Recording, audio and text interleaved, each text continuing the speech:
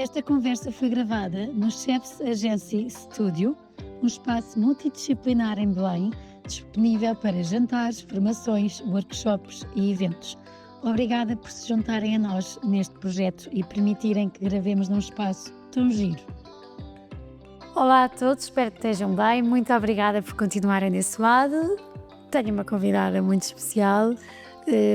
São tantos os temas, espero que uma hora de Teresa Faria Blanc, que é a minha convidada de hoje, e onde vamos passar por um tema que eu queria muito, vários, mas por um em especial que é este de ser filha de um pai que sofre de uma adição, neste caso de alcoolismo, e termos esta visão e o impacto que tem nesta pessoa enquanto filha, na família, mas enquanto filha, e ao mesmo tempo depois aqui um ano caótico, que acho que agora é que estão a respirar, mas um ano caótico onde aconteceu de tudo, com várias pessoas da família nuclear, e por isso sentem-se ou agarrem-se ao volante, não sei onde estiverem a ouvir, porque Teresa,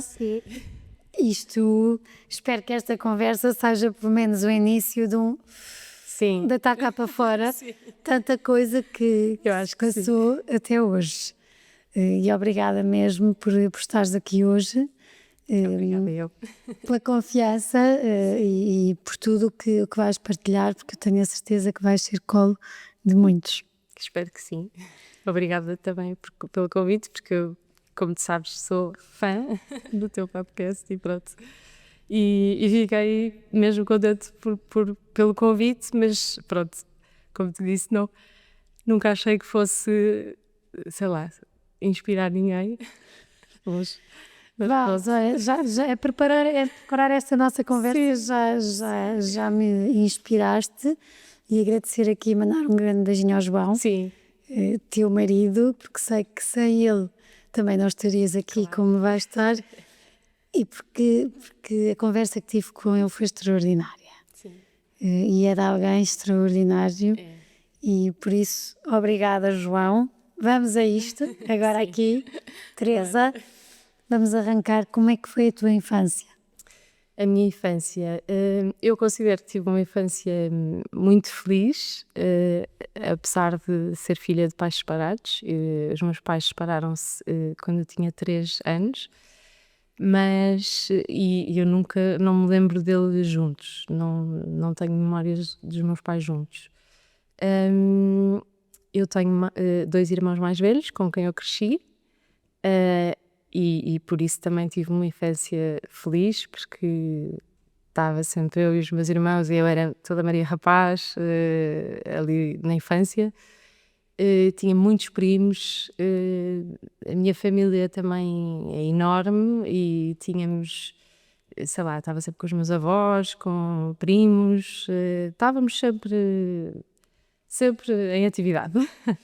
E os meus pais eram separados, portanto nós fomos criados pela minha mãe, sozinha, e pronto, e os meus pais separaram-se exatamente porque o meu pai tinha a minha mãe, na altura, quando eu era criança, explicou-me isto como sendo o pai está doente, e explicou-me sempre como se fosse uma doença e a causa de ele não viver connosco, pronto. E claro que a minha infância toda foi, nessa parte, foi um bocadinho sofrida, porque sentia muita falta do meu pai e era completamente a menina do papá, portanto, por isso foi assim, era assim doloroso quando íamos passar os fins de semana com o meu pai. Eu tinha saudades da minha mãe, quando ia passar com a minha mãe, quando estava com a minha mãe, chorava pelo meu pai, pronto. Lembro-me deste sofrimento de filha de pais separados. Depois, claro que eu não tinha noção nenhuma do que era a doença do meu pai, quando era mais nova. Fui tendo a noção à medida que os anos passavam, e a minha mãe também fez sempre questão de ir explicando até porque nós fomos fazendo perguntas, não é? Eu e os meus irmãos também fomos tendo consciência de algumas coisas e fomos sempre fazendo perguntas, ou a minha mãe, o meu pai, quando se separaram, o meu pai ainda viveu no Porto, nós somos do Porto. Quando eles se separaram, o meu pai é de Lisboa, o meu pai ainda viveu no Porto um ano, para aí, um ano ou dois, para estar perto de nós, mas depois o meu pai sentia-se muito sozinho, então veio para Lisboa, para o pé da família dele. E então nós, minúsculos, tipo, vinhamos para Lisboa. Eu tinha uma tia que era hospedeira da TAP, nós íamos minúsculos sozinhos de avião com as amigas da minha tia, ao início do avião, depois quando éramos muito pequeninos, claro.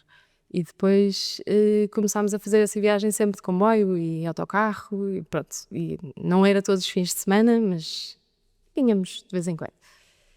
E pronto, e nesses fins de semana em que vinhamos para estar com o meu pai, iam acontecendo coisas. O meu pai não estava sempre mal, mas também não estava sempre bem. Era uma montanha russa. E pronto, e nós fomos crescendo, fomos apercebendo do que é que era a doença do meu pai. A minha mãe, sempre que nós chegávamos ao Porto, a minha mãe, e isto eu fui-me apercebendo depois, a minha mãe perguntava-nos sempre assim umas coisas por alto, tipo se nós tínhamos medo de andar de carro com o meu pai, só para perceber se o meu pai estava bem, ou se estava naquelas fases mais descontroladas. O que é uma fase descontrolada? É uma fase, assim, uma pessoa quando tem uma adição de alcoolismo tem fases em que não consegue pensar noutra coisa e não consegue mesmo, ou seja, eu acho que uma doença de adição chega a um certo ponto em que a pessoa perde um bocado o controle. E por muito que o meu pai sentisse que, pronto, que éramos os filhos dele e queria estar bem ao pé de nós, às vezes não conseguia. E pronto, e nós assistimos várias vezes a algumas coisas e pronto, e à medida que fui crescendo, fui-me apercebendo, a minha mãe explicou-me, depois eu lembro-me de passar fins de semana, de ser minúscula, de ter 6 anos, e encontrar garrafas escondidas em casa do meu pai, coisas assim. E pronto, e como fui ganhando essa consciência, a minha mãe explicando tudo, eu ao mesmo tempo ia ficando triste com essas coisas do meu pai. E isso foi o que mais me fez sofrer ao longo dos anos, foi sempre perceber que tinha sempre esperança que o meu pai ficasse bem, mas essa esperança, pronto, os anos foram passando, eu via o meu pai numa fase boa, numa má, foi sempre assim. Até que e outra coisa, nós sempre que vínhamos passar a fiesta, o meu pai, quando se separou da minha mãe, depois entrou assim numa onda de achar que era um bocado invencível, então teve imensas namoradas, nós sempre que íamos a Lisboa era praticamente uma nova e pronto, e nós nunca gostávamos de nenhuma. E até que o meu pai teve uma namorada que nós realmente adorámos, que era espetacular, e foi com quem o meu pai teve mais tempo, e foi por volta dos meus 10 anos, exatamente, por volta dos meus 10 anos. E eu lembro-me quem me disse isto foi a minha mãe, porque o meu pai não tinha coragem para nos dizer nada, então era A minha mãe fazia sempre um bocado aquele papel de limpar as asneiras do meu pai. Mas a minha mãe sempre teve um papel espetacular no processo todo, porque eu acho que é incrível que a minha mãe tinha todos os motivos do mundo para dizer mal do meu pai, para nos dizer mal do meu pai, mas nunca o fez, nunca. Eu acho isso espetacular, porque eu não cresci com uma imagem má do meu pai, nunca. E claro que fui ficando triste com algumas atitudes que ele tinha, não sei o quê, mas a minha mãe explicava-me sempre as coisas, tipo, ele não tem culpa, tipo, isto ele não tem controle sobre as coisas. Pronto, e então a minha mãe contou-me, a mim e aos meus irmãos, que íamos ter um irmão. E nós ficámos assim muito espantados, tipo, como assim? Tipo, e depois a minha mãe disse: o pai vai ter um bebê com a Docas, que era a namorada do meu pai. E claro que eu, radiante, não é? Miúda, um bebê, tipo, adorei, tipo, a ideia, adorei. E os meus irmãos, já estavam na adolescência, não é? Eu tinha 10, o Nuno tinha 12 e o Vasco tinha 14. Ou seja, não foi ali logo muito fácil para eles aceitar. E lá está, porque estavam também numa idade mais complicada e também porque eu acho que os meus irmãos foram-se um bocadinho afastando do meu pai, porque tal como eu foram-se apercebendo das coisas, mas os meus irmãos, sendo rapazes, acho que têm uma sensibilidade diferente, ou tiveram uma sensibilidade diferente para perceber o problema. Eu ia percebendo, claro, com a minha inocência, mas ia sempre tentando perceber, tentando ajudar o meu pai. Tinha, não sei se é pena, mas tinha aquele carinho especial pelo meu pai que não o queria deixar. E eu sabia que ele estava a ser abandonado por várias pessoas, não é? Ao longo dos anos, pronto, foi perdendo sempre, uma pessoa com alcoolismo vai perdendo pessoas pelo caminho, não é? E pronto, eu sabia disso, e quis sempre estar com ele. Claro que mais tarde, às vezes tinha que respirar fundo, mas fui sempre acompanhando e pronto, e nem sei o que é que... É muito duro, enquanto filha, quando há as tentativas de um pai que vai parar ao hospital e a esperança de que é desta, Ai, mas depois volta outra vez. sim, é muito duro. É muito duro essa expectativa de achar que ele vai ficar bem, e depois haver sempre a parte da desilusão. Isso é muito duro. Eu nunca perdi a esperança, acreditei sempre que o meu pai ia conseguir, mas à medida que os anos foram passando, depois comecei a perceber que talvez não. Porque o meu pai era muito casmurro, isto também eu acho que eram outros tempos, e o meu pai tinha uma depressão profunda, não sei bem, acho que foi por causa da infância dele, não sei. O meu pai, assim, não quer dizer que tenha tido uma infância má, mas o meu pai, eles eram 5 irmãos, homens, e o meu avô era tenente-coronel, portanto aquilo era uma educação um bocado antiga e tipo quase tropa. E então, o meu pai era uma pessoa muito sensível e muito sofrida, talvez, e então acho que havia certas coisas que se calhar os meus tios, tipo, no dia seguinte esqueciam e ele ficava guardado. E então acho que O álcool foi o escape.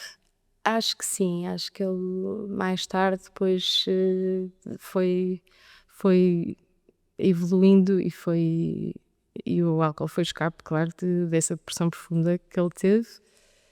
Não sei se foi só esse o trauma dele, acho que foram vários, na verdade. Também ele não vivia feliz por se ter divorciado da minha mãe, não é? Uh, E aliás, o meu pai, já mais tarde, ele só me dizia que a minha mãe tinha sido o único amor dele e a minha mãe também, diziam os dois. Isso foi uma história um bocadinho triste porque, pronto, porque depois realmente não ficaram juntos e isso era o meu maior desejo de criança, era ver os meus pais juntos. Mas, Até que há um dia que estás em Londres. assim, na verdade isso foi... eu tinha por volta de 21 anos, e eu vi a última vez que eu vi o meu pai foi no Hospital São Francisco Xavier, porque ele tinha ido lá parar por uma asneira que ele fez, e eu fui lá, não foi ele que me disse que estava lá, foi uma amiga dele, e eu fui lá. E ele, foi a última vez que eu o vi, ele desatou a chorar porque sabia o que tinha feito, não é? E com vergonha, começou a chorar e só me pedia desculpa. E pronto, e tivemos ali um bom momento até. E pronto, eu saí do hospital. No dia seguinte fui para Londres, ter com o meu irmão não vivia em Cambridge. E ia lá passar uns dias e falei com o meu pai ao telefone, que já tinha tido volta, mas lá está, para perceberem esta dualidade. O meu pai no dia seguinte, tipo, sim, está tudo bem, estou a almoçar na Ericeira, está tudo bem, tipo, como se tivesse passado nada. E pronto, pai, eu vou agora para Londres, pronto. E essa foi a última vez que eu falei ao telefone com o meu pai. Fui ter com o meu irmão para Cambridge, estivemos ali uns dias, e lembro-me de estar na rua em Cambridge e a minha mãe me ligar e dizer aconteceu uma coisa com o pai, aconteceu uma coisa muito grave com o pai, mas a minha mãe não me disse logo. Foi assim um bocado para me preparar e eu entrei um bocado numa onda um bocado raivosa porque achei que tinha sido outra asneira, não é? E desatei num desatino total de achar que ele tinha feito isso e pronto, e depois passado um bocado a minha mãe ligou-me e contou-me tudo, disse o pai, aconteceu uma coisa ao pai, o pai já não está cá. E eu perguntei-lhe, mas como, tipo, não, porque não me saía da cabeça aquilo. E a minha mãe disse, foi natural, foi uma paragem cardiorrespiratória, mas claramente que, para mim, é claro, isso não teria acontecido se o meu pai não fosse uma pessoa de vícios há muitos anos, não é? Porque o meu pai era... lá está, tinha esse problema de alcoolismo, depois bebia tipo 10 cafés por dia, fumava imenso, tossia imenso, então claramente isto foi uma consequência também do estado de saúde em que ele estava nessa altura, que já estava bastante debilitado, bastante deprimido também, mas pronto. E pronto, e foi assim, foi um choque enorme, apesar de eu saber que o meu pai não ia durar muito, ou de me ter apercebido disso ao longo da vida, foi um choque, é sempre um choque, perdemos os nossos pais. É um colo Sim. que se perde. É, é. Pronto, e depois foi todo um processo para virmos para Portugal, que não tínhamos voo, não sei o quê, pronto, mas fiquei, no fim de contas, fiquei muito feliz de estar lá e de ter feito esse processo com o meu irmão Nuno, porque o meu irmão Nuno, eu acho que o meu irmão Nuno é muito parecido com o meu pai, é muito sensível também. E a minha mãe, quando eu cheguei, também me disse: ainda bem que estava lá, que a minha estava lá. E pronto, e foi. E a minha mãe sempre a minha mãe sempre achou. A educação que a minha mãe me deu foi sempre assim muito. Eu era mais nova, não é? Mas era a única rapariga. Então, isto era ao contrário. Os meus irmãos é que eram os bebês dela. E eu era assim, eu era mais independente e pronto. E a minha mãe sempre me instou um bocado, tipo, para eu fazer as coisas. Então, eu acho que eu sou independente muito por causa dela, porque ela dizia-me sempre: menina, tenho que tratar disto, menina, tenho que... Então, eu fui-me safando assim, fui sempre, e hoje em dia sou hiper independente, acho que muito por causa dela. Neste caminho, Sim. também para arrepiar caminho, porque é tanto ainda que temos isso a falar. Neste caminho e já com esta dureza que tu também suavizas, do que é que se foste apercebendo e das asneiras Sim. que o teu pai queria e quis fazer, neste caminho depois a tua vida, a tua independência, encontras o João. Sim. Tenho que dar este salto já. Sim. Um salto bem grande, mas sim. Também foi um namoro rápido, os boas, que sentiu logo que és, Eu também. eras tu, Eu que também. tens uma luz especial e que sentiu logo que... Sim, e eu e o João temos uma história engraçada porque a família do João, eu conheço a família do João há anos, desde que nasci, porque a tia, ou seja, a irmã do pai do João, era a melhor amiga da minha mãe, no Porto. E então eu cresci com os primos do João, primos direitos. Cresci, passávamos férias juntos e era mesmo, é família. E então eu conhecia a família toda dele, até os avós, conhecia mesmo toda a gente, menos o João, menos o João e menos o pai do João, pronto, aquele núcleo. E então quando o conheci foi engraçado que começámos logo a falar e não sei o quê, e depois fomos-nos apercebendo destas coisas e nós até...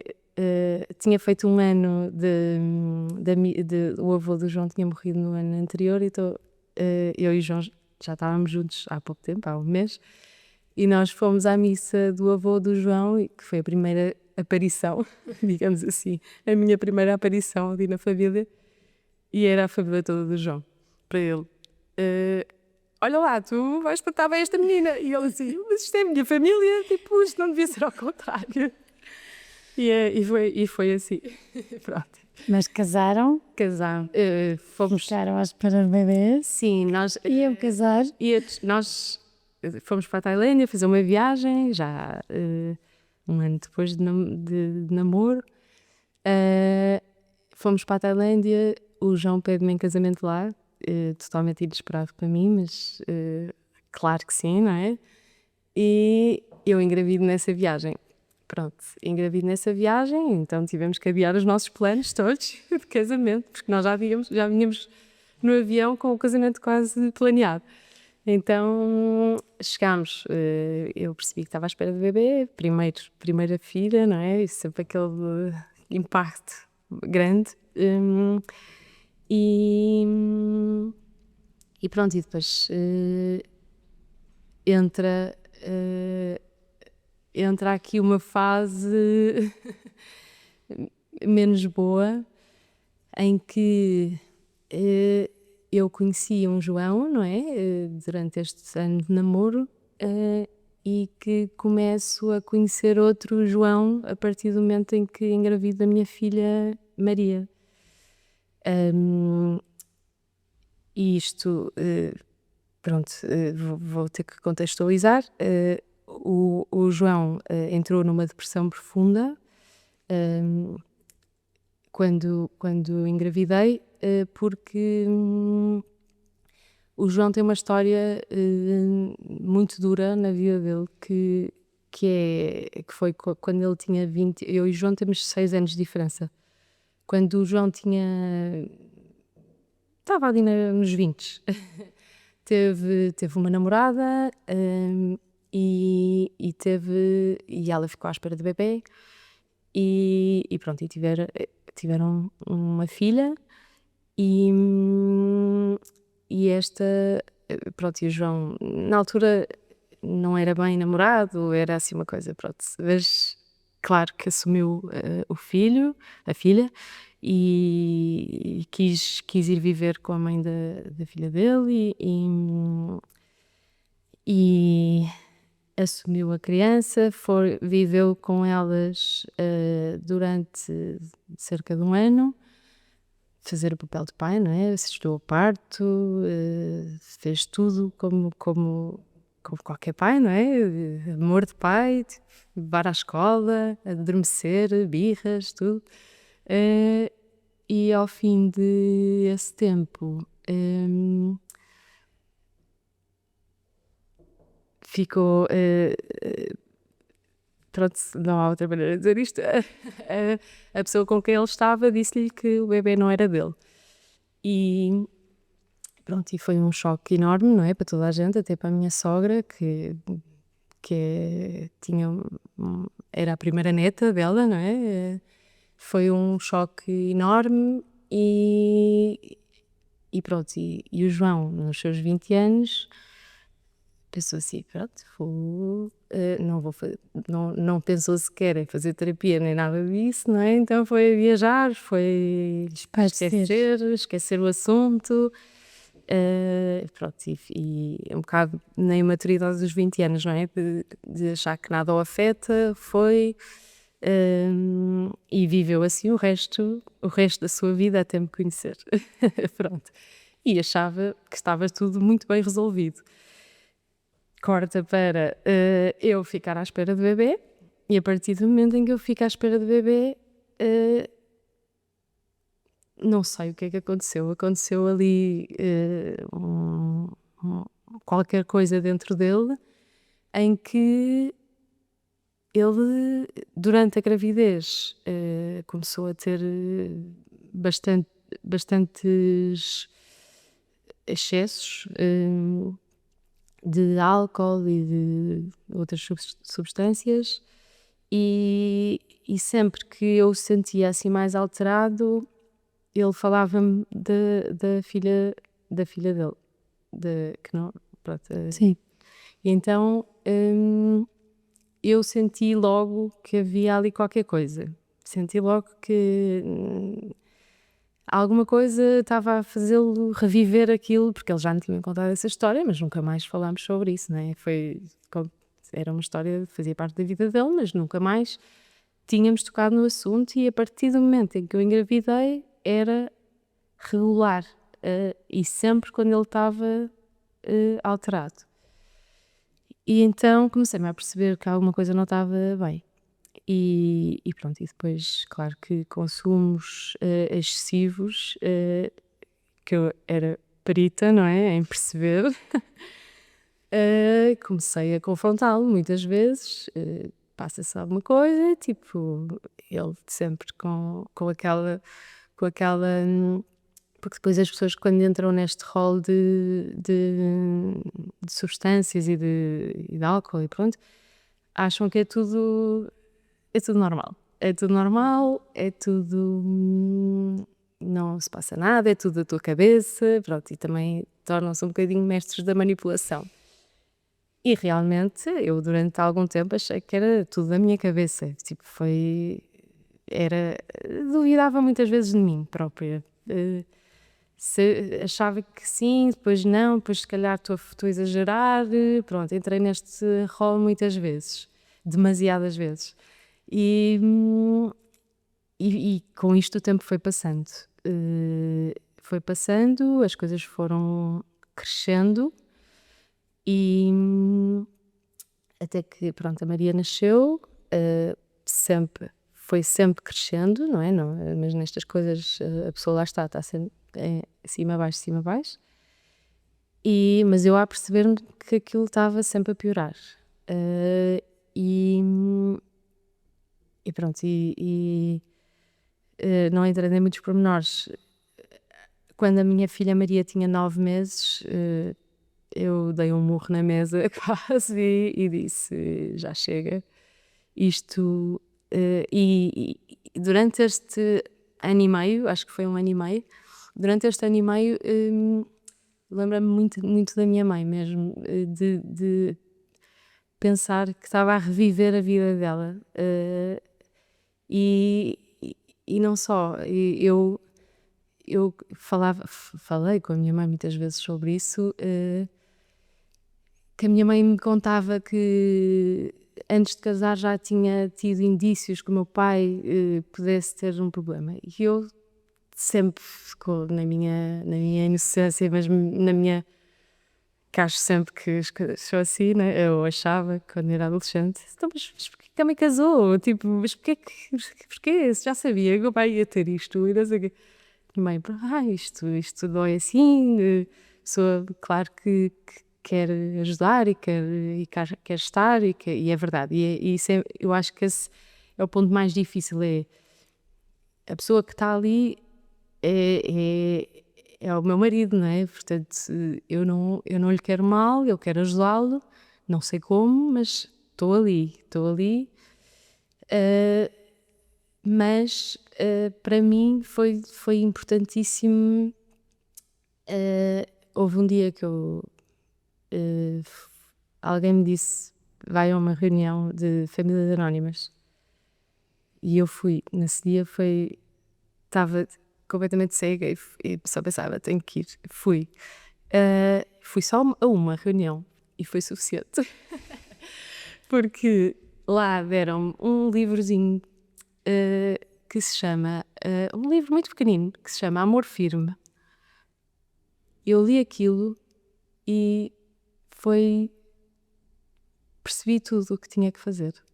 Foi logo tipo: estou a fazer tudo errado. Estou há um ano e meio a fazer tudo errado. Tipo, que é a paparicar, a pôr paninhos quentes, a esconder de toda a gente. Claro que havia uma pessoa ou outra que já sabia e com quem eu falava, que era o irmão do João e o melhor amigo dele. Eu falava regularmente com eles os dois e dizia sempre: isto está a piorar, só que eles nunca acreditaram muito. Eu acho que o mais difícil nisto é as pessoas que estão de fora acreditar. Então, porque conhecem a pessoa, não é? Eu também conhecia um João diferente. E é muito difícil as pessoas que estão de fora acreditarem que aquela pessoa está a fazer aquele tipo de coisas. Muito difícil mesmo.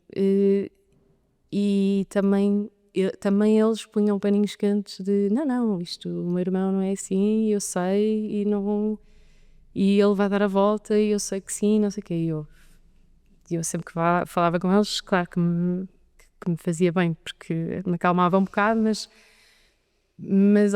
pronto, à medida que o tempo passava, as coisas só pioravam. E às tantas, pronto, percebi que realmente tinha que reunir uma tropa para me ajudar nesta batalha, porque sozinha nunca ia conseguir. E então tive que começar a contar. Não é contar ao mundo, é contar às pessoas certas. Pai, mãe, e melhores amigos. E tive que começar a pedir ajuda, tipo: vocês têm que me ajudar porque eu sozinha não vou conseguir. E foi aí que o João também começou, que lhe deu um clique de: o que é que eu estou a fazer à minha vida, o que é que se passa. Realmente ele não queria, eu sempre que falava com ele sobre isto, ele não queria estar onde estava. Ele próprio também não se reconhecia, e eu dizia-lhe sempre: eu quero o outro João, tu estás a ser um João que neste momento és dois Joões. E eu, este João, não é o João que eu gosto, eu quero aquele. E, e ele também sentia isso, ele próprio também me dizia, eu também sinto que estou a viver uma vida dupla e eu não quero isso e tens que acreditar em mim, não quero isso, mas pronto, às vezes eles quando estão, as pessoas quando estão numa depressão profunda e quando estão nesta rede, não é? É muito difícil também conseguirem respirar e vir e atuar, não é? Só que eu com esta rede de amigos e de família foi essencial mesmo, essencial. Foi o apoio que eu acho que ele precisava e nunca pensei que ele o fizesse assim. Foi mesmo uma força de vontade incrível, foi mesmo, eu tenho mesmo muito orgulho do percurso dele, depois porque foi só preciso esse clique, foi mesmo um clique em que ele percebeu que o que é que valia a pena, o que é que valia a pena lutar. E lá está, e eu já tinha sofrido disso com o meu pai, não é? Achava sempre que tinha sempre aquela coisa de como é que é possível o amor que ele tem por mim não ser mais forte do que isto. Mas claro que ao longo dos anos percebi que realmente é assim, não dá para lutar contra isso. E com o João também tive a mesma sensação, mas já tinha outra maturidade, não é? E sabia que não era também tão simples. E com sucesso. Com sucesso, com muito sucesso, entrou em terapia intensiva. A terapeuta do João é espetacular, tipo, adoro-a, é um anjo na terra para mim, e que também foi um bocadinho minha terapeuta. E pronto, iniciámos um processo muito intenso, ele tinha terapia diária, e depois começou, pronto, depois durante muito tempo teve esta terapia diária, escrevia, tinha cadernos escritos mesmo. Foi mesmo teve que parar tudo e focar-se nele só. E incrível mesmo, porque foi mesmo uma aprendizagem para ele, eu acho que foi o voltar atrás, arrumar tudo que é gavetas da cabeça dele, de gavetas antigas. E Eu foi acho que é mesmo. espetacular.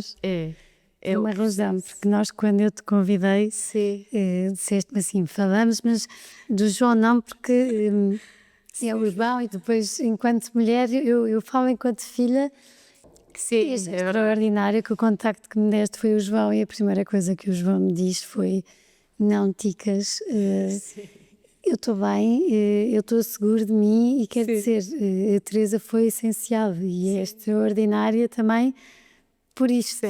Isto é espetacular, eu acho espetacular porque é o teu amor, é o amor da família, como tu dizes, os pais e o núcleo que conseguiram largar-se de preconceitos, de passar paninhos e vamos atacar isto e vamos salvar o João. E o João também querer. Sim, exatamente. O João também querer, eu acho que é espetacular também. E essencial. Essencial, porque lá está, porque eu tinha vindo de uma história do meu pai em que o meu pai nunca quis, ou melhor, o meu pai queria muito, mas nunca conseguiu. E o João foi totalmente diferente, era uma força de vontade, era mesmo, ele sabia o que queria, tinha muito focado o objetivo dele e pronto, depois disso foi um processo também, foi um processo longo tudo, não é? Porque a terapia durou anos, não é? E foi-se passando, mas depois eu também nós os dois tivemos que fazer terapia de casal, porque claro que havia muitas mágoas, muita desconfiança da minha parte, porque lá está, a terapeuta do João explicou-me isto também na altura. A pessoa que está com uma pessoa que tem alguma adição fica doente também, fica doente, pronto, aquelas paranoias que são normais de uma pessoa que passou por isto. E eu, passado uns meses, comecei a ter algumas e tivemos terapia de casal e foi espetacular. Todas as terapias de casal, que não foram muitas, que nós tivemos, foi espetacular mesmo, porque era o que nós precisávamos para sabermos comunicar um com o outro, que não sabíamos, não estávamos a fazê-lo sozinhos, não estávamos a saber fazê-lo. E foi essencial para nos curarmos aos dois, porque havia sempre, o João, por exemplo, sentia sempre que eu o olhava de uma maneira estranha quando ele chegava à casa, e ele dizia-me sempre, isso para mim mata-me. E mas eu não consigo controlar, isto eu tenho que olhar para ti, não consigo controlar este meu sentimento de desconfiança, porque tive tanto tempo a fazê-lo, não é? E pronto, e tivemos que nos adaptar a essas coisas. Ele, sempre que sentia que eu olhava dessa maneira, dizia-me para eu parar, e eu, sempre que tinha um clique de desconfiança, tinha que lhe dizer imediatamente, onde quer que eu estivesse, onde quer que estivesse, eu tinha que lhe dizer, e ele tinha que aceitar que eu estava a ter essa desconfiança e tinha que me quebrar o ciclo. Ou seja, da mesma maneira que um adicto entra num pensamento obsessivo, a pessoa que está do outro lado é igual, o processo é igual.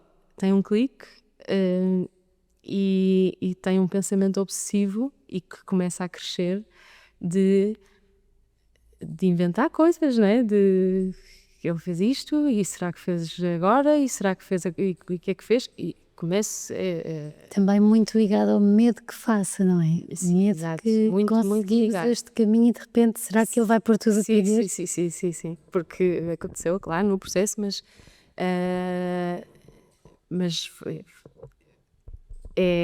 lá está, é sempre o medo da recaída. Mas ao mesmo tempo eu sentia-o super seguro, super bem, e então, pronto, fomos tendo que gerir essas coisas. Eu acho que, pronto, fomos gerindo como casado e pronto, e a coisa passou assim. Foi mesmo, claro, não foi assim, mas Conseguiram. foram alguns anos de terapia, de recuperação, mas que hoje em dia eu ponho as minhas mãos no fogo por tudo. Acho que o João é um orgulho mesmo. A recuperação dele foi incrível. Acho que é um paizão. Tivemos mais 2 filhos, entretanto, não é? E agora íamos por aí, Sim. que eu acho que me perdi do tempo. Sim, tivemos. Então, agora vai entrar aquela parte. Temos tempo, mais ou menos. Sim, esta parte assim, foi tudo assim. Mas é ótimo, e eu também deixei de partilhar, Teresa, porque acho que é um tema que é preciso. E na nossa geração e abaixo de nós, as adições e o alcoolismo está muito presente. Muito. E há continua a famílias- ser tabu. Continua a ser tabu, num determinado meio também ainda mais, e o que eu sinto é que muitas vezes há vidas que se continuam a perder Sim. porque o preconceito ganha. Sim. E pronto, e por isso estas conversas, serem a mim, Sim. são essenciais, são necessárias, e têm que ser ouvidas muitas vezes. Sim. Porque olha, eu sou a prova que o preconceito mata-me, não é? Eu, enquanto ótimo pai e mãe, por isso as tuas vozes, a voz do João, o permitir-te, porque é uma coisa também dele, não é? Que te tocou a ti, eu acho extraordinário, e acho que é de um amor e uma generosidade enorme. Mas vamos aqui, porque isto tudo já é santo, que agora vou eu resumir aqui um bocadinho, para tu depois tocares nos pontos que quiseres, mas que tem 3 filhos, mas no meio em poucos anos, Sim. de repente há um ano em que tudo acontece, em que Sim. 2 anos, na verdade. Sim. 2 anos em que tudo acontece na tua Sim. vida. Eh, Sim. E vou resumir para tocar nos pontos mais importantes, em que já tens a tua segunda filha, a Rita, É Rita, sim. tens a tua mãe, que quando vem a Lisboa começa a ter alguns comportamentos Sim. estranhos de falta de Sim. memória ou de saber onde é Sim. que está, onde é diagnosticado um tumor tumor. cerebral. eh, E pronto, a minha filha Rita nasceu em outubro e a minha mãe tinha vindo para cá, para Lisboa, para conhecer a neta e pronto. E a minha filha Rita era suposto nascer dia 15, só nasceu dia 24. Então a minha mãe foi ficando, porque eu queria muito ter um parto natural, então estava ali à espera. E então a minha filha Rita nasceu, a minha mãe ficou cá 3 dias, mais 3 dias. E depois foi para o Porto, para nós ficarmos mais em família, pronto. E a minha mãe chegou ao Porto e nessa semana em que foi para o Porto, pronto, a minha mãe também tinha algum sofria um bocadinho do ninho vazio, não é? Porque criou os 3 filhos com tanta dedicação, tanta deu tudo, não é, que tinha e de repente nenhum de nós vivia com ela e todos fora. E então a minha mãe era uma pessoa que tinha alguma depressão, muito medo da solidão, sofria muito com solidão e então quando a minha mãe chegou ao Porto ligou-me, houve um dia que ligou e dizer que estava no meio da rua e que não sabia onde estava. E eu, como assim, mãe? Tipo, estou a ir para a fisioterapia, que a minha mãe fazia fisioterapia todos os dias, era o caminho que ela fazia todos os dias. Estou a ir para a fisioterapia, mas estou no meio da rua e não sei onde é que eu estou. E eu, mas não estou a perceber. Tipo, depois liga para os meus irmãos e disse, alguma coisa se passa, porque a mãe está-me a dizer que não sabe onde é que está e está na rua. Depois ligou-me passado um bocado e já sabia onde estava, já tinha voltado. Mas isto foi numa semana que houve ali alguns comportamentos que eu achei estranhos e já estava a falar com a médica da minha mãe a saber se era Alzheimer, e a médica disse, não, Alzheimer não aparece assim, de um dia para o outro.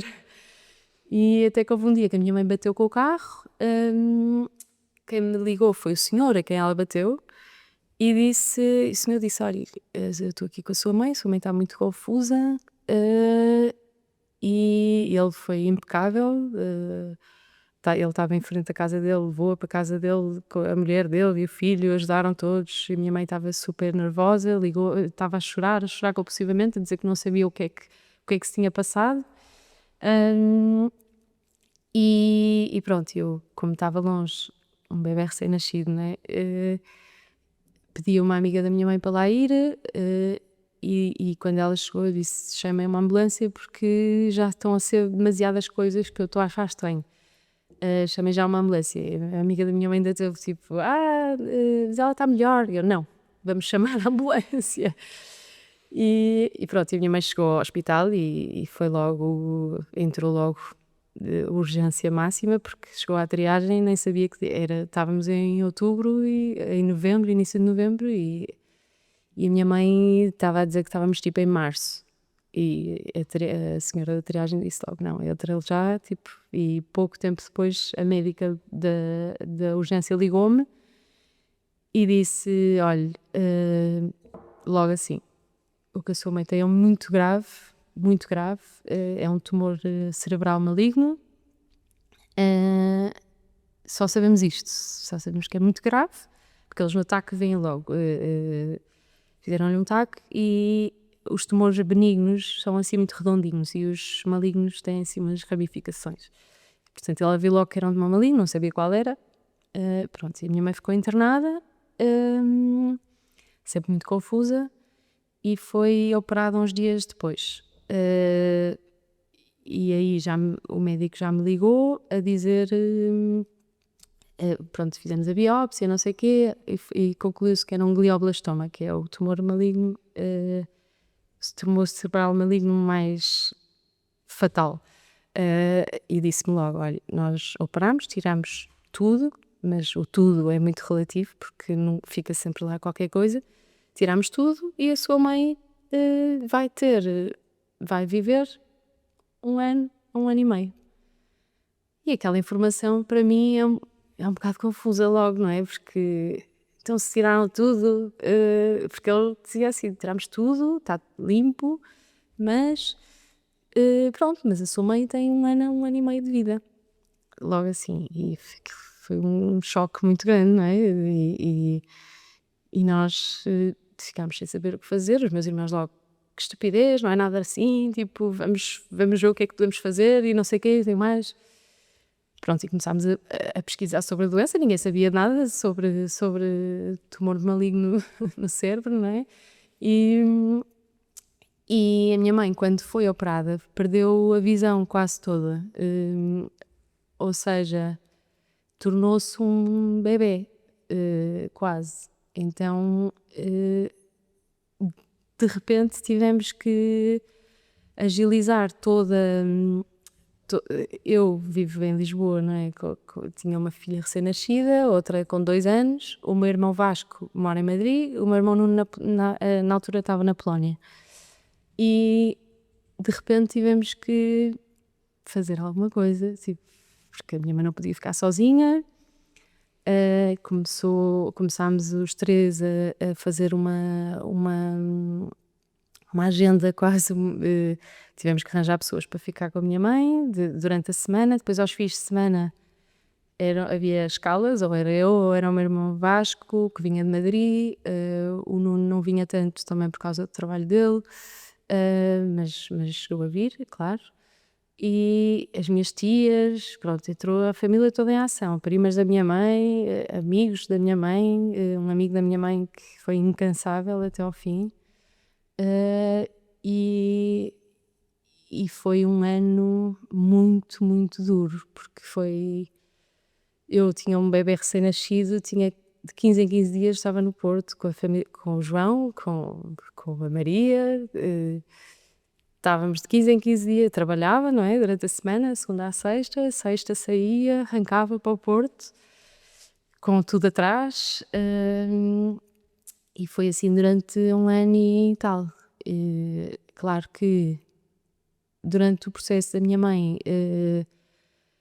é uma coisa muito estranha, porque um tumor cerebral, lá está, a minha mãe foi operada e voltou a ficar bem. E depois, durante algum tempo, a pessoa acredita que se calhar até isto não é nada. Então é estranho, porque durante algum tempo a pessoa pensa sempre, não, isto vai. Depois a minha mãe começou a fazer quimioterapia, radioterapia, e pronto, e o tumor ao início reduz, não é? Porque tem aquela, está a levar as primeiras doses de quimioterapia, mas depois começa a crescer outra vez, começa a ficar resistente à quimioterapia, à radioterapia, e começa a crescer sem parar. E pronto, e a partir daí começa a perder capacidades cada vez mais. E pronto, e a partir de agosto a minha mãe começou a ficar mais debilitada, começou por perder o andar, depois tinha momentos em que trocava as palavras, ou seja, queria dizer uma coisa, depois fazia muitas confusões, perguntava a mim imensas vezes, onde é que estão os seus filhos?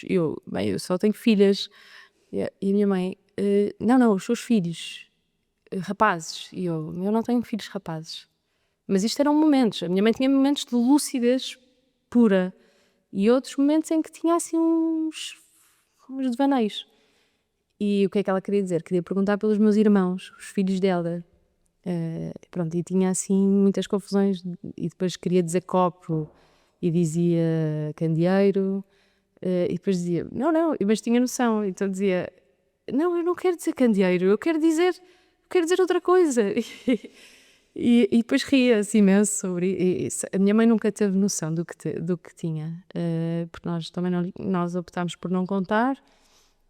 A minha mãe ia percebendo que ia piorando. Nos dias em que acordava bem disposta, ficava toda contente, dizia-me: isto aqui não é nada, isto eu vou dar a volta e vou sobreviver e vou não sei o quê. Ela ainda não sabia que tinha este tempo de vida. Quando se apercebem que afinal Quando as coisas começam a piorar, ela própria começa-se a perceber e começa a entrar numa repetição de frases que para nós, obviamente, que nos doeu imenso sempre. A minha mãe só me dizia: tenho tanta pena de não ver as minhas netas crescer. Então essa matava-me. e pronto, e dizia-me sempre para eu e os meus irmãos sermos muito unidos. E pronto, e claro que começou a perceber-se, porque é óbvio, começou a perder o andar, começou a perder porque depois há aí uma coincidência num dia em que te descobres. sim. Sim, é porque na minha cabeça ainda estou em agosto. E então, sim, depois a minha mãe começa a piorar bastante e em dezembro passámos lá todos o Natal.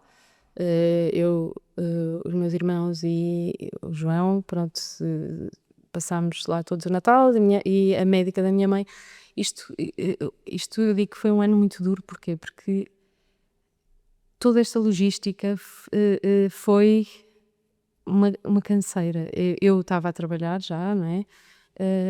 E eu tinha que gerir a casa toda da minha mãe, era as compras, era a senhora que ia para lá, era as escalas ao fim de semana, era os médicos da minha mãe que me ligavam a dizer os tratamentos e não sei o quê. Foi mesmo um ano muito duro. E às tantas, chegou a dezembro e a médica da minha mãe disse-me: olha, já não há mais nada a fazer, eu vou-lhe dar a última dose de quimio para a sua mãe aguentar até ao Natal. Foi assim. E eu respirei fundo, claro, foi muito duro ouvir aquilo. Os meus irmãos, o meu irmão Vasco, não estava a aceitar aquilo muito bem, foi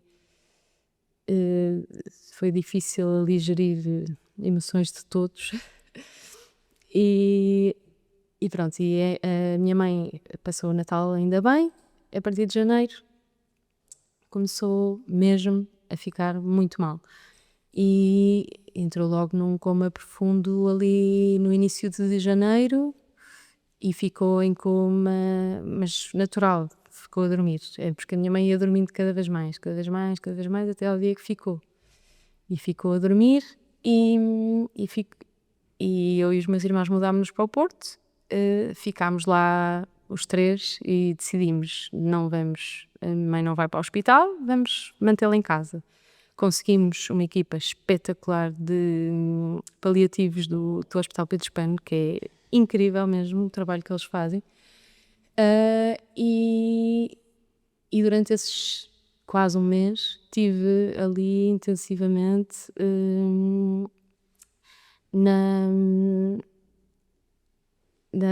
a cuidar da minha mãe, tudo, éramos os enfermeiros dela, fazíamos tudo, de dar banho, depois tivemos que mudar para uma cama articulada, não sei o quê, tudo, todo o quarto da minha mãe já era um quarto de hospital, mais o oxigênio, depois a minha mãe tinha que ter sempre um medicamento para não ter convulsões, pronto, tudo isso foi muito intenso. E passámos aqui uma parte à frente, que foi em novembro, ou seja, recuando um bocadinho atrás, outubro, novembro, nós descobrimos que o João tinha um tumor no testículo, o João, meu marido, que nós achávamos que era benigno, Ele, entretanto, foi operado em novembro logo, e eu lembro-me de estar no Porto quando ele me ligou a dizer: olha, pronto, ele foi operado, foi tudo, e quando eu estava no Porto, neste processo todo da minha mãe, ele liga-me e diz: olha, o tumor, eh, ligaram-me agora, e o tumor era maligno.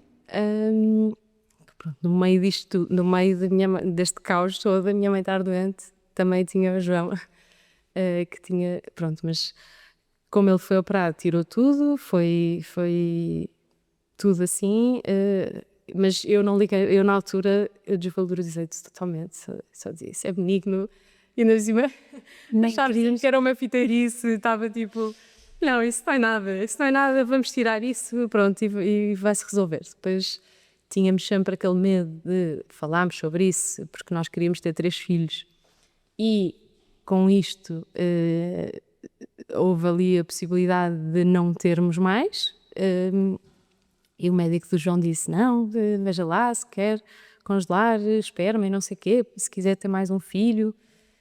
E nós falámos sobre isso na altura e eu disse: olha, João, estou ótima com estas 2 minhas filhas, adoro-as, tipo, se tiver que ser, acontece, se não tiver, não acontece. E está tudo bem. E pronto, nisto, minha mãe, lá está, entrou no mês de dezembro, Natal, foi aquela coisa toda. Depois a minha mãe em janeiro começa a piorar drasticamente, e eu mudei-me para o Porto, fiquei lá um mês. E com este stress todo, eu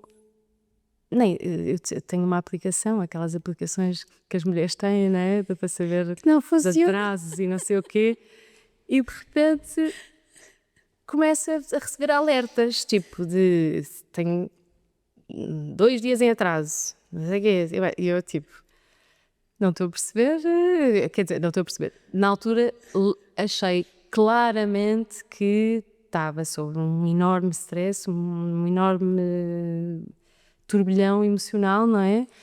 E que este atraso era completamente a ver com isso, mas eu não era nada de me atrasar, portanto, ao mesmo tempo fui pensando, tipo, não, isto não é possível, tipo, depois disto tinha sido tipo há um mês, não é? Tipo, então, tipo, não é possível, não é possível. Até que já íamos em 6 dias de atraso. Eu tinha ido ao supermercado comprar umas coisas para a minha mãe, e fraldas e não sei o quê, e olhei para a Wells e fiquei tipo, pronto, vou ali se calhar.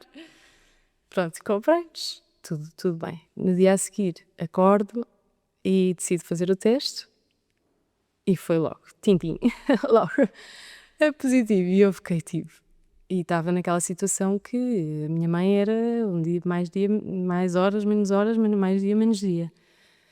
E então fiquei transtornada, não consegui ficar contente naquele dia, estava transtornada porque não estava a acreditar no que me estava a acontecer, estava... só me lembro de fazer o teste e fui imediatamente, saí da casa de banho e fui para o pé da minha mãe com o teste. Minha mãe já estava a dormir, já não reagia a nada há 4 ou 5 dias, e eu lembro-me de contar-lhe a ela, antes de contar ao João, antes de contar a qualquer pessoa. Sentei-me ao lado dela e disse: mãe, eu vou ter um bebê, outro bebê. E a minha mãe, eu não sei, eu sou uma pessoa que acredito muito em sinais e não acredito em coincidências. E a minha mãe mexeu a mão dela e eu sei que ela ouviu mesmo. Sei mesmo que ela ouviu. E nesse dia, isto foi de manhã, nesse dia à noite a minha mãe morreu às 9 da noite. Estava eu e os meus irmãos ao lado dela. Quando ela deu o último suspiro, foi assim uma coisa muito intensa, porque para mim foi uma coisa tipo, passou-me tudo pela cabeça, toda a minha vida naqueles segundos. E, e é incrível porque estávamos ali no quarto da minha mãe, não é? O quarto de sempre da minha mãe.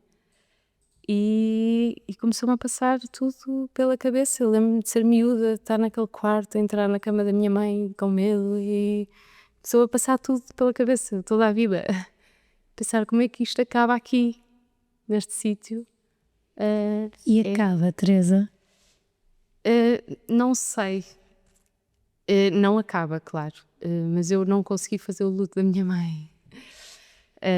Ainda hoje acho que não consegui ainda, já passaram 3 anos, e não consegui por razões óbvias, não é? Pronto, entramos agora noutro assunto.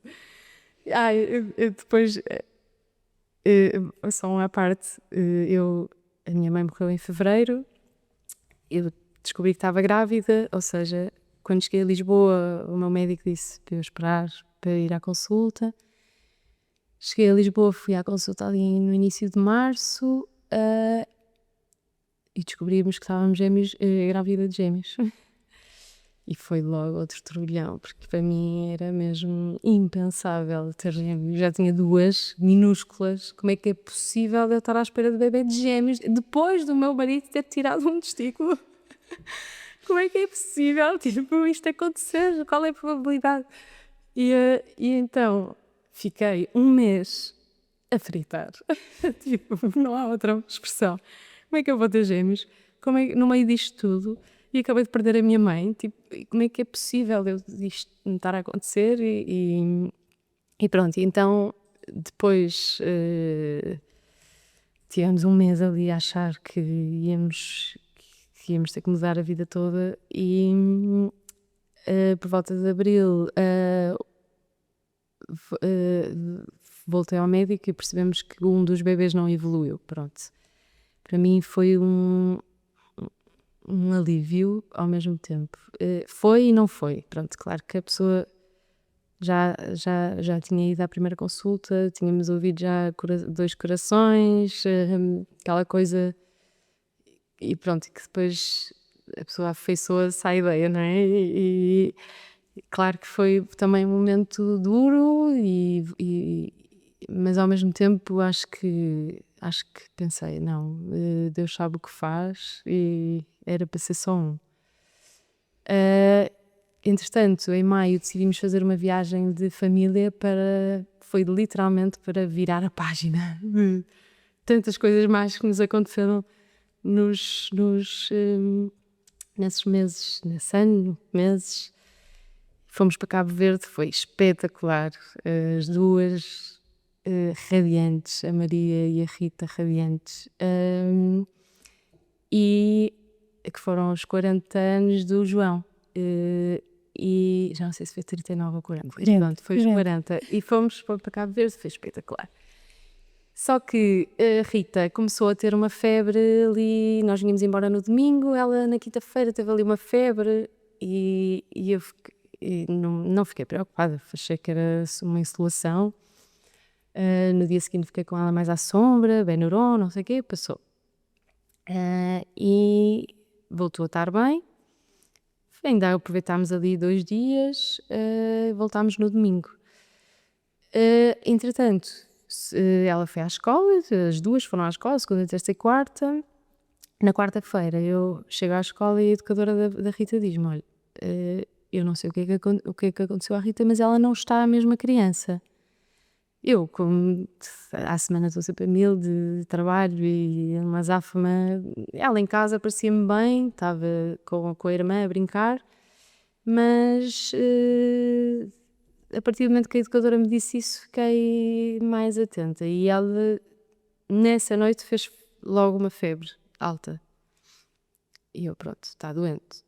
Mas longe de imaginar o que aí vinha, não é? Até porque havia um surto enorme de gripar nessa altura e eu estava fixada que ela estava com gripar. Mas, ao mesmo tempo, estava a achar estranho porque ela não tinha nada, não tinha ranho, não tinha tosse, não tinha nada, só tinha febre. Febre e frustração, mais nada. ou seja, fui com ela logo ao médico, nesse dia, quinta-feira, à médica dela, e ela viu a toda, disse: não vejo nada, ela está ótima, é só febre, mas vamos esperar 3 dias, que é aquele clássico de crianças, não é? E lá esperei os 3 dias, sábado continuava péssima, sempre uma prostração enorme, e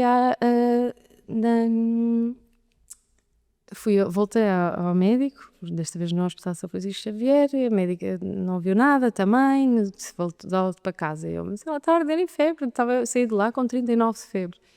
E no dia seguinte, pronto, diagnóstico.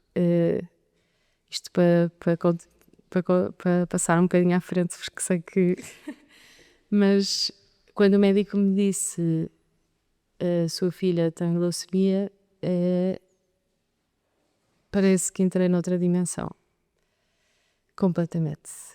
Foi um choque, o maior choque que eu tive na minha vida, porque para mim era claro que os meus filhos têm saúde, era óbvio, tipo, era um dado adquirido, que os meus filhos têm saúde e vão ter sempre saúde. Nunca tinha crescido, nunca tinha experienciado nada disto, não é? Nem com os meus primos, nem com nada. Não sabia o que era uma criança doente. Mas sabia o que era uma leucemia, não é? E então foi logo um choque muito grande. Pensei logo no pior. Chorei 24 horas seguidas. Não parei. Eu soube o diagnóstico perto da meia-noite. Ela já não podia sair do hospital, fiquei lá. O médico disse-me logo: olha, amanhã às 9 estamos no IPO, já tratei de tudo. E eu aí percebi que era realmente sério, porque eu, até ele me dizer que tinha tratado tudo com o IPO, ainda achava que podia ser um engano. Então pronto, foi assim, essas 24 horas para mim acho que foi o dia mais duro da minha vida. Não passou-me de tudo pela cabeça, chorava. E outra coisa, claro, que me aconteceu foi, eu lembro-me de receber o diagnóstico e pensar imediatamente: onde é que está a minha mãe? Onde é que está a minha mãe, que eu preciso dela agora? Foi a primeira vez que eu senti mesmo falta dela, foi aí. E foi mesmo devastador não a ter ali. Mas pronto, a minha tia Ana, que é a irmã da minha mãe, foi como uma segunda mãe para mim, a vida toda também.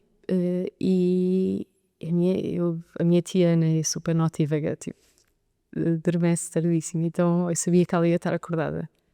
E porque eu liguei para várias pessoas e ninguém me atendia ao telefone. E a minha tia Ana, liguei-lhe e ela soube logo e disse-me: amanhã eu estou aí amanhã, de manhã.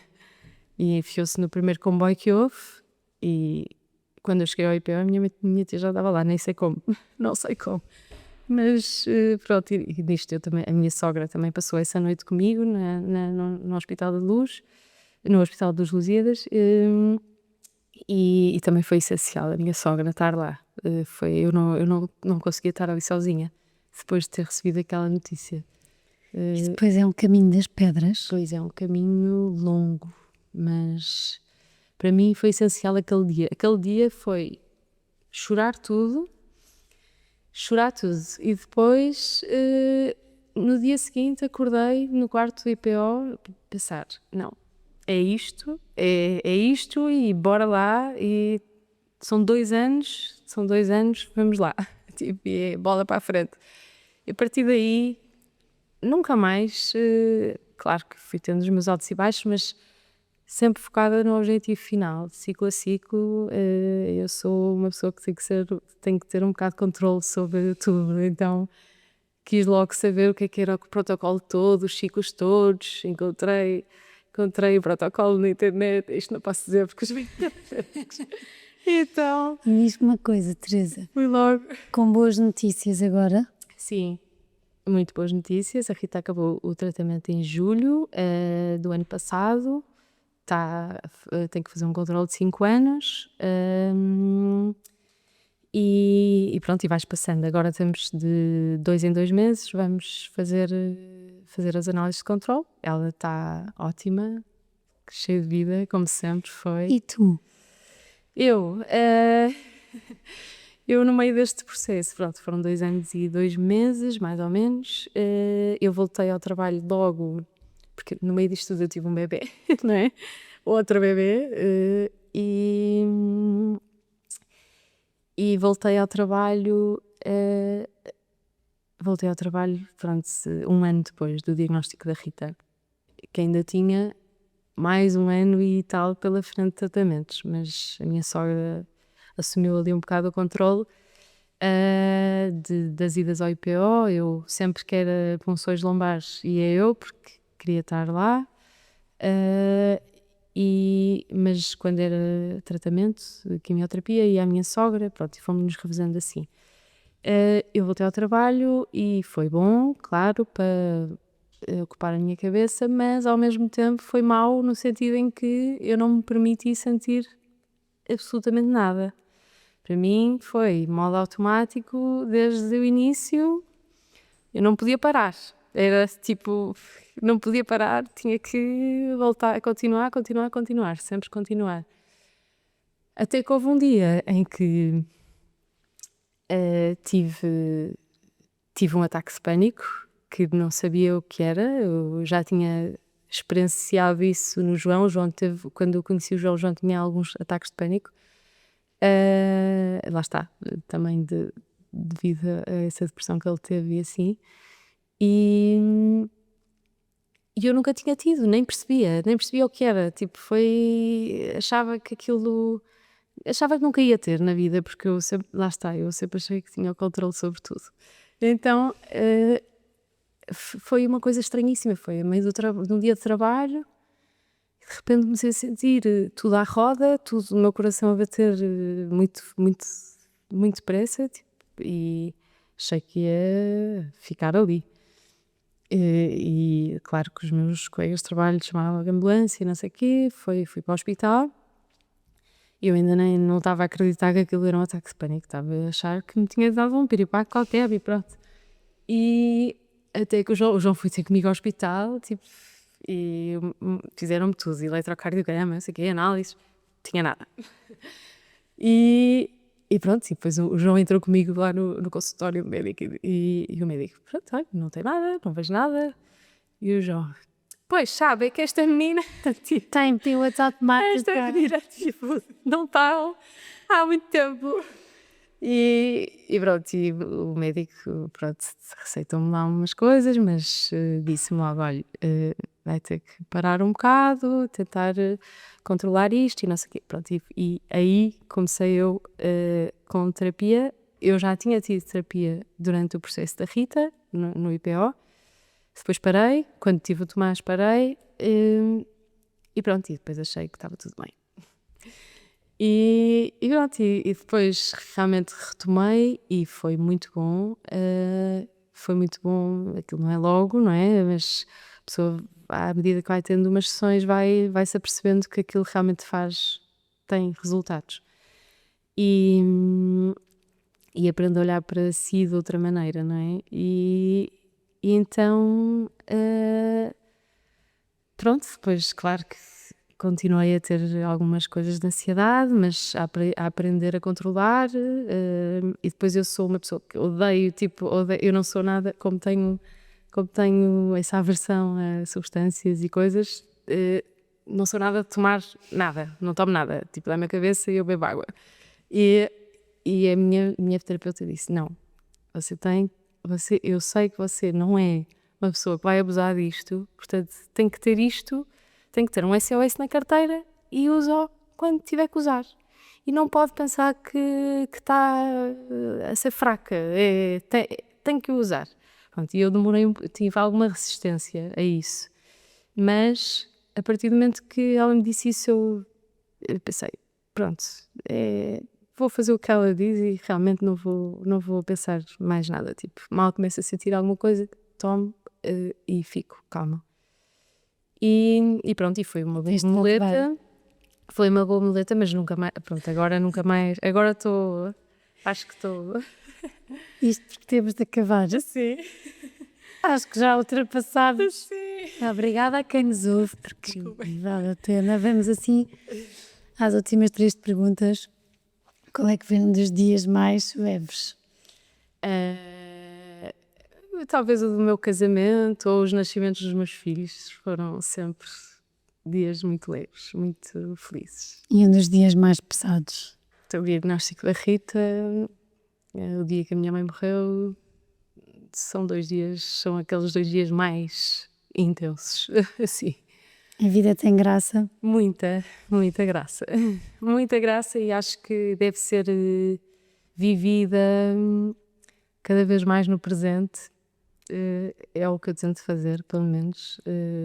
Criar memórias. Então, adoro criar memórias nos meus filhos e em família, e acho que cada vez mais as pessoas têm que pensar, preocupar-se com o futuro, mas estar cá no presente.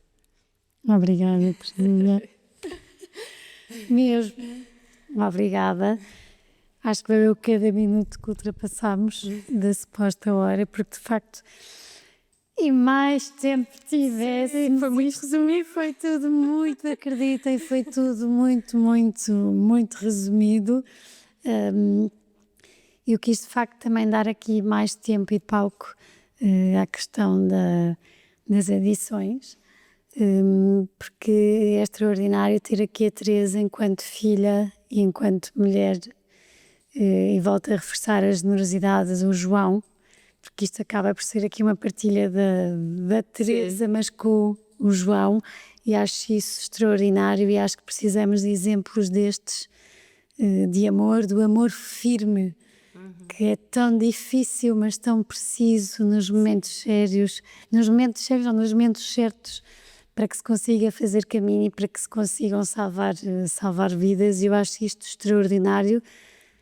E tudo o resto que veio a seguir naqueles 2 anos, o luto de uma mãe, o acompanhar uma mãe enquanto filha numa doença tão dura, e ao mesmo tempo que o João tem um cancro, ao mesmo tempo que de repente fica à espera de bebê e se celebra a vida, mas quando quem lhe deu a vida morre.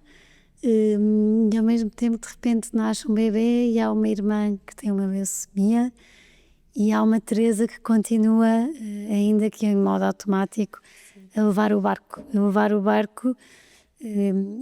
Isto é extraordinário, é pesado, mas tem tanto de leve, mesmo que eu estou aqui e sinto tanto de leve e tanto de colo para todos nós, que se calhar nem passámos uma unha do que a Teresa passou, que espero mesmo que a Teresa que faças um caminho, que te dês tempo a fazer o luto, os vários lutos que tens que fazer, porque a vida tem mesmo muita graça e vais criar durante muitos anos, até velhinha, muitas memórias com o João e com os vossos 3 pequeninos.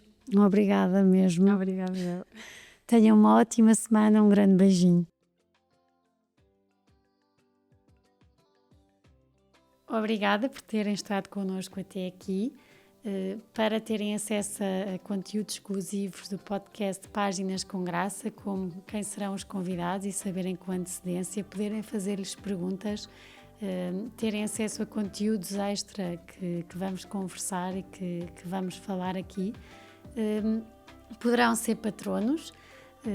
A descrição está no perfil, como poderão e como poderão sê-lo, e será sem dúvida uma mais-valia e um grande apoio para este projeto que eu acredito e que acho que os meus convidados também gostam e que irá contar muitas histórias e que, claro, que se tiver a vossa ajuda e o vosso apoio poderemos continuar a conversar mais e a deixar capítulos e livros contados.